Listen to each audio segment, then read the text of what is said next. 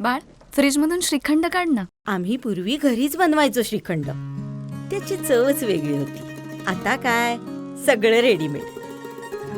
आजी, हे श्रीखंड खाऊन बघ. आज तुझ्या आईनं घरीच बनवलं की काय?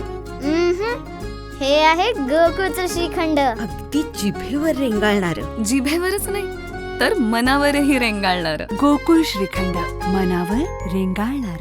कणकवली फोंडाघाट मार्गे कोल्हापूरला जाणाऱ्या अवजड वाहनांना बंदी घालण्यात आली आहे. तात्पुरत्या स्वरूपात ही वाहतूक सुरू असली तरी लवकरच फोंडा बाजारपेठेत लागून असलेला ब्रिज पाडण्यात येणार असून तात्पुरता पर्यायी रस्ता उपलब्ध करण्यात आला आहे.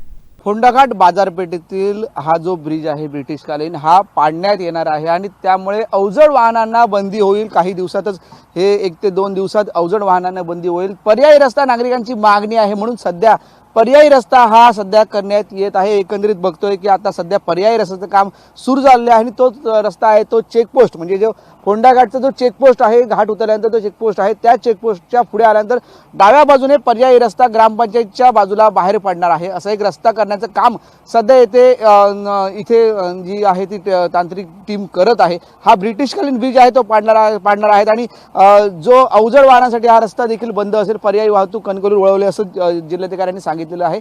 त्या दृष्टीनातून फोंडाघाटील नागरिकांनी सांगितलेलं आहे की आम्हाला पर्यायी रस्ता नंतरच ब्रिज पाडण्यात यावे. ब्रिजचं काम देखील लवकर व्हावं असं देखील त्यांचं म्हणणं आहे. त्यामुळे आता सध्या बघितलं तर ब्रिजला पर्यायी रस्त्याचं काम सुरू झालेलं आहे एकंदरीत. पण हे काम लवकरात लवकर व्हावं, ब्रिजचं काम व्हावं, पर्यायी रस्ता आम्हाला सुरू असावा. कारण शाळेतले जी मुलं असतात ती शिक्षणासाठी या बाजारपेठेत जातात. तसंच वैद्यकीय सेवा इमर्जन्सी असेल तर आम्हाला बाजारपेठेची गरज लागते. रोज येण्या जाण्यासाठीचा जो बाजार आहे तो आपल्याला फोंडाघाट आहे. म्हणजे त्या बाजूला येणारे नागरिक आणि या बाजूला नागरिक यांची गैरसोय होऊ नये यासाठी आता हा सध्या पर्यायी रस्ता करताना आपल्याला एकंदरीत दिसत आहेत. कॅमेरामॅन साहिल बागवेसह उमेश बुचडे, कोकण लाईव्ह, फोंडाघाट, कणकवली.